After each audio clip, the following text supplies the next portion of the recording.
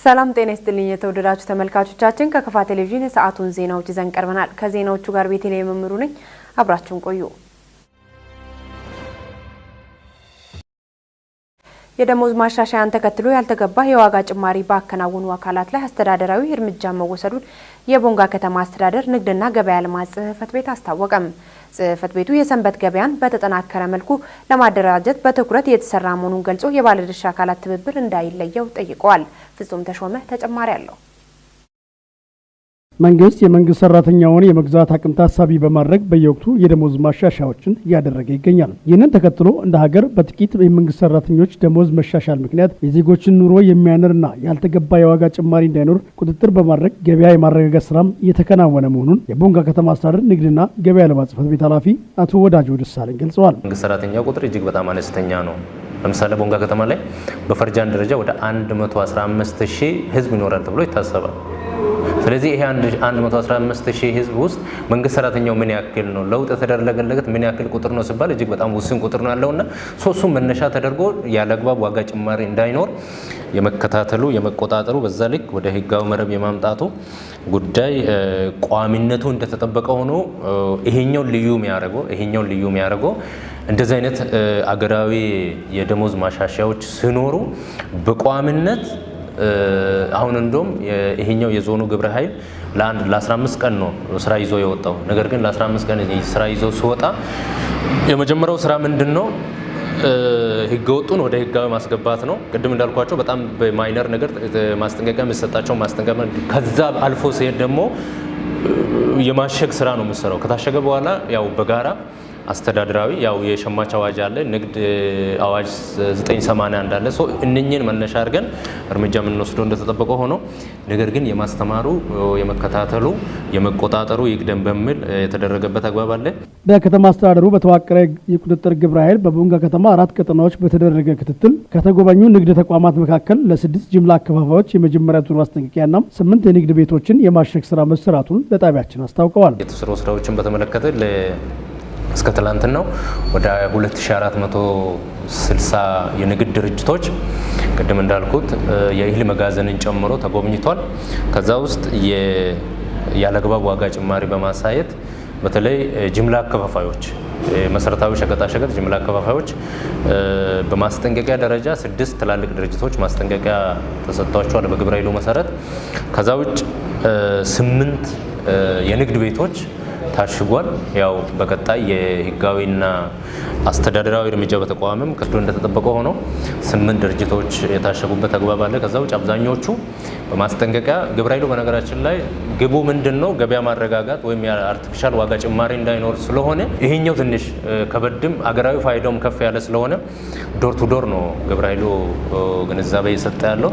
ስለዚህ እስከ ትላንት የነበረው መረጃ ይሄ ነው። ሸማቹን ከአምራቹ ጋር በማገናኘት የዋጋ ንረትን ለመከላከል የተዘረጋውን የሰንበት ገበያ ውጤታማነት ለማስቀጠል ነው በተለያዩ አካባቢዎች ለማስፋት እየተሰራ ሲሆን የግብርና ምርቶችንና የኢንዱስትሪ እቃዎችን በማቅረብ ሸማቹ ማህበረሰብ በተመጣጣኝ ዋጋ እንዲያገኝ እየተሰራ ስለመሆኑም አቶ ወዳጆ ገልጸዋል። ከዓላማውም አንጻር የድሃውን ማህበረሰብ ወይም በተለይ ከተማው ማህበረሰብ ሸማቹ ማህበረሰብ ቀጥታ ያለምንም ደላላ አምራችንና ሸማችን የማገናኘቱ ስራ ነው። ከዓላማውም አንጻር በዛ ልክ ከተማችን የካቲት 2017 ጀምሮ ይሄን ነገር ኦን አድርገን ያው ስቲል እየሄደ ያለበት አግባብ አለ። ነገር ግን ማዕከል ከማስፋት አንጻር በወቅቱ ስንጀምር መሀል ቀጠና ላይ የተጀመረው ማዕከል ኮሌጅና ዩኒቨርሲቲ እንዲሁም ሸታ ቀጠና ላይ ከከተማ አስተዳደር ድጎማ በማግኘት የተወሰኑ ግብዓቶችን በመግዛት ኖርማሊ አሁን ዩኒቨርሲቲ አክቲቭ ነው፣ ስራ ላይ ነው ያለው። በአንድም በሌላ በኩል ኮሌጅ ቀጠና ላይ በተመሳሳይ እንደዚህ ተጀምሮ በነገራችን ላይ ቤት ተሰርቷል። የተሰራው ቤት ላይ ነጋዴውን ከማስገባት አንጻር ምናልባት አምራች ነጋዴዎችን አቅራቢዎችን ከማግኘት አንጻር የነበረው ውስንነት በቀጣይ የዚህ የግብረ ኃይሉ አንዱም የስራ አካል ስለሆነ ይሄን ማስፋቱን ስራ ለመስራት ጥረት እናደርጋለን። ከዛ ውጭ ከሸታ ቀጠናም በተመሳሳይ ከሌሎች እኩል ጋር ከጀመረም በኋላ እንደተባለው ሰንዴ ማርኬት የዚህ ተቋም ብቻ ሳይሆን የሁሉንም ባለድርሻ አካላት ርብርብ የሚፈልግ ከመሆኑም አንፃር በእርግጥ የዚህ ተቋም የቅዱ አካል ሆኖ የንግድ ተቋም የቅዱ አካል ሆኖ ነገር ግን የሁሉም ባለድርሻ አካላት ኮሚትመንት ይፈልጋል፣ ማስተባበር ይፈልጋል። ከቦታ ዝግጅት ጀምሮ ለምሳሌ ቋሚ ማረፊያ ይፈልጋል። ይሄ ቦታ ለቋሚ የሚሆን ቦታ ከማዘጋጀት ጀምሮ የተዘጋጀው ቦታ ላይ እነኚህ የተሰጡ ቆርቆሮዎችና መስማሮችን ወስዶ ተግባራዊ ከማድረግም አንፃር የነበረው ውስንነት በባለድርሻ አካላት የሚገፋ ከመሆኑ አንፃር ሸታ ቀጠና ላይ ውጤታማ አልነበረም። ይሄን አሁን አክቲቬት ለማድረግ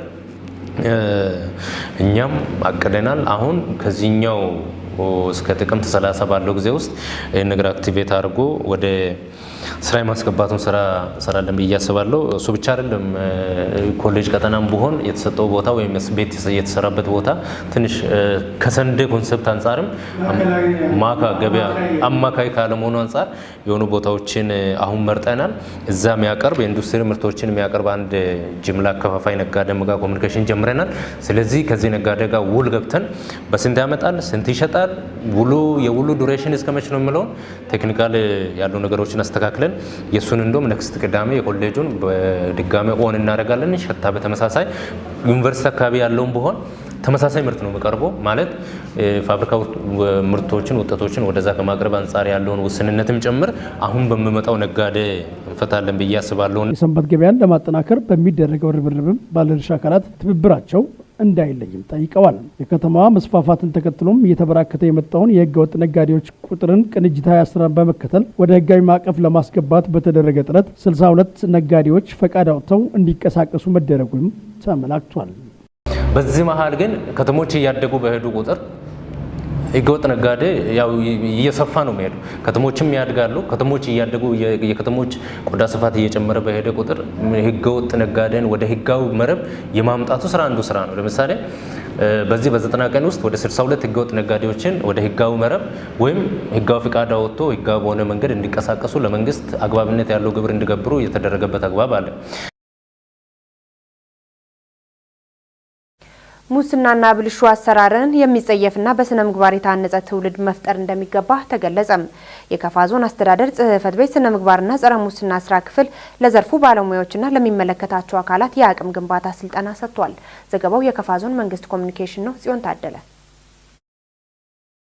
በመድረኩ ተገኝተው ንግግር ያደረጉት የከፋ ዞን አስተዳደር ጽሕፈት ቤት ኃላፊ አቶ ንጉሴ ባዩ ሙስናና ብልሹ አሰራርን የሚጸየፍና በስነ ምግባር የታነጸ ትውልድ መፍጠር እንደሚገባ ተናግረዋል። የመንግስትና የህዝብ ሀብት ለታለመለት ዓላማ እንዲውል ከሌሎች ባለድርሻ አካላት ጋር በተቀናጀ መልኩ መስራት ይገባል ሲሉ አቶ ንጉሴ አስረድተዋል። የዘርፉ ባለሙያዎች በሙስና ብልሹ አሰራርና ስነ ምግባር ላይ በየማህበራዊ መሰረት ማህበረሰቡን ግንዛቤ በመፍጠር ቀድሞ መከላከል ያስፈልጋል ብለዋል።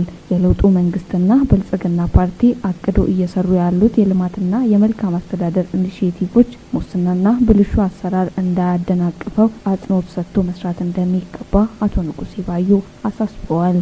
የዞኑ ስነ ምግባርና ጸረ ሙስና ስራ ሂደት አስተባባሪ አቶ ታከለ ተረፈ የስልጠና ሰነድ ባቀረቡበት ወቅት የስነ ምግባርና ጸረ ሙስና ስራ 75% መከላከል ስለሆነ ትኩረት ሰጥቶ ግንዛቤ መፍጠር ያስፈልጋል ብለዋል። የሙስናን ባህሪያት በመረዳት በተቋም ደረጃ ሙስና መከላከያ ስልቶችን ተግባራዊ ለማድረግ የተዘጋጀ ስልጠና መሆኑን ጠቁመዋል። በመንግስትና በህዝብ የተሰጠው አደራ በአግባቡና በተገቢው ማገልገል ያስፈልጋል ሲሉ ገልጸዋል።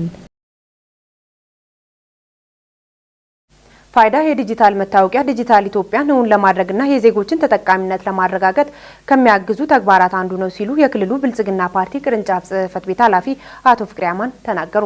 የብሔራዊ መታወቂያ ፕሮግራም በደቡብ ምዕራብ ኢትዮጵያ ሕዝቦች ክልል ቦንጋ ከተማ ከክልልና ዞን ከፍተኛ አመራሮች ጋር በዲጂታል መታወቂያ ምዝገባና አስፈላጊነት ዙሪያ ምክክር አካሂዷል። ዘገባው የክልሉ መንግስት ኮሚኒኬሽን ነው። ተከታትለን እንመለስ። በምክክር መድረኩ የክልሉ ብልጽግና ፓርቲ ቅርንጫፍ ጽሕፈት ቤት ኃላፊ አቶ ፍቅሬ አማን እንደገለጹት የዲጂታል መታወቂያ ስርዓት የሀገሪቱን ማህበራዊ፣ ኢኮኖሚያዊና ፖለቲካዊ እድገትና ተገማችነትን ለማሳደግ የነዋሪዎችን ሁለንተናዊ ሰላምና ደህንነትን ለማረጋገጥና የፍትህ ስርዓቱን ለማጠናከር ምቹ ምህዳር የሚፈጥር ሁሉን አቀፍ ወጥና አስተማማኝ መታወቂያ ስርዓት ነው ብለዋል። ፋይዳ ዲጂታል መታወቂያው የማህበራዊና ኢኮኖሚያዊ ጠቀሜታ ያላቸውን አገልግሎቶችን ለማዘመን ያለውን ጉልህ ፋይዳ በውል በመገንዘብ በክልሉ ሁሉም የህብረተሰብ ክፍሎች ከአገልግሎቱ ተጠቃሚ እንዲሆኑ ለማስቻል በበጀት ዓመቱ 1.5 ሚሊዮን ዜጎችን ተጠቃሚ ለማድረግ ታቅዶ 214451 ዜጎችን ተጠቃሚ ለማድረግ መቻሉን አስረድተዋል።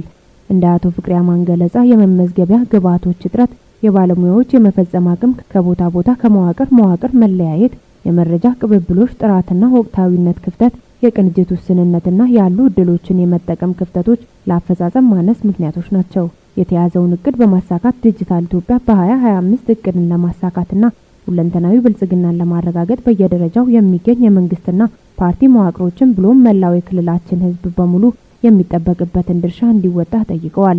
የብሔራዊ መታወቂያ ፕሮግራም ዋና ስራ አስኪያጅ አቶ ዮዳሄ አርአያ ስላሴ ፋይዳ ዲጂታል መታወቂያ ዜጎች ዘርፈ ብዙ አገልግሎትን በተቀላጠፈና ወጪ ቆጣቢ በሆነ መንገድ እንዲያገኙ የሚያስችል ነው ብለዋል። ፋይዳ መንግስታዊና መንግስታዊ ያልሆኑ አገልግሎቶችን ለማግኘት የሚያስችልና ሀገራችን ለያዘችው የዲጂታል ኢኮኖሚ ግንባታ ስኬታማነት ቁልፍ ሚናን የሚጫወት ነው ብለዋል። ፋይዳ የዜጎችን ኢኮኖሚያዊ እድገት የሚያረጋግጥ የሀገርን ተወዳዳሪነት የሚያሳድግ በመሆኑ መንግስት በትኩረት እየሰራበት እንደሚገኝ ጠቅሰው በክልሉ የተጀመረውን የፋይዳ ተጠቃሚዎችን ቁጥር ለማሳደግ የሚረዱ ድጋፎችን ለማድረግ ዝግጁ ነን ብለዋል። የትምህርት ምዘናና ፈተናዎች አገልግሎት የ2018 የትምህርት ዘመን የ12ኛ ክፍል ሀገር አቀፍ ፈተና ይዘቶችን ይፋ አድርጓል። የአገልግሎቱ ዋና ዳይሬክተር ዶክተር እሸቱ ከበደ የ12ኛ ክፍል ማጠናቀቂያ ፈተና ተፈታኞች ከወዲሁ አስፈላጊውን ዝግጅት ማድረግ አለባቸው ብለዋል። ዘገባው የፋና ሚዲያ ኮርፖሬት ነው። ተከታትለን እንመለስ። ተማሪዎች፣ የተማሪ ቤተሰቦች፣ መምህራንና የትምህርት አመራር ለፈተና ዝግጅት በሚያደርጉበት ወቅት ፈተና የሚሸፍናቸውን የይዘት አካባቢዎች ማወቅ አስፈላጊ መሆኑን ዳይሬክተሩ አመላክተዋል። በዚህ መሰረት ለፈተና ዝግጅት የሚደረግባቸውን የትምህርት አይነቶችን በተመለከተ ለተፈጥሮ ሳይንስ ተፈታኞች እንግሊዝኛ፣ ሂሳብ፣ ስኮላስቲክ አፕቲቲዩድ፣ ኬሚስትሪ፣ ፊዚክስ እና ባዮሎጂ መሆናቸውን ጠቁመዋል። ለማህበራዊ ሳይንስ ተፈታኞች ደግሞ እንግሊዝኛ፣ ሂሳብ፣ ስኮላስቲክ አፕቲቲዩድ፣ ታሪክ፣ ጂኦግራፊና ኢኮኖሚክስ ናቸው ብለዋል። ፈተናው ከ9ኛ እስከ 12ኛ ክፍል ደረጃዎችንና በተማሪው መጽሐፍ ላይ ያሉትን ሁሉንም ምዕራፍ ይሸፍናል ነው ያሉት። ከ10ኛ እስከ 12ኛ ክፍል ሁሉም የትምህርት አይነት ፈተና በአዲሱ ስርዓተ ትምህርት መሰረት እየተዘጋጀ እንደሚገኝ አመልክተዋል። የ9ኛ ክፍል ደግሞ የሁሉም የትምህርት አይነቶች ፈተናዎች ከቀደመውና ከአዲሱ ስርዓተ ትምህርቶች የጋራ ይዘቶችን ብቻ አካቶ እየተዘጋጀ መሆኑን ጠቅሰዋል። ፈተናው ማንኛውም ተፈታኝ ተማሪ ከተማረው ስርዓተ ትምህርትና ከተማረው መጽሐፍ ላይ ብቻ ተመስርቶ እየተዘጋጀ ይገኛል ነው ያሉት። የፈተናው አስተዳደር በበይነ መረብና በወረቀት ጎን ለጎን እንደሚሰጥ ጠቁመው አብዛኛው ተፈታኝ በበይነ መረብ እንዲፈተን እየተሰራ መሆኑን አስገንዝበዋል። ስለሆነም ተፈታኞች ፈተናውን በበይነ መረብ ለመፈተን ራሳቸውን ከወዲሁ ሊያዘጋጁ እንደሚገባ ዋና ዳይሬክተሩ በአጽንኦት አሳስበዋል። ክቡራትና ክቡራን ተመልካቾቻችን ለሰዓቱ ያዘጋጀንላችሁ ዜናዎች እስካሁን የተከታተላችሁትን ይመስል ነበር። ዜናዎቹን በመምራት ቤቴሌም ምሩ አብራችሁ ቆይታ አደረግኩ። ቀሪ የከፋ ቴሌቪዥን መሰናዶዎች የሚቀጥሉ ይሆናል። ሰላም ቆዩልን።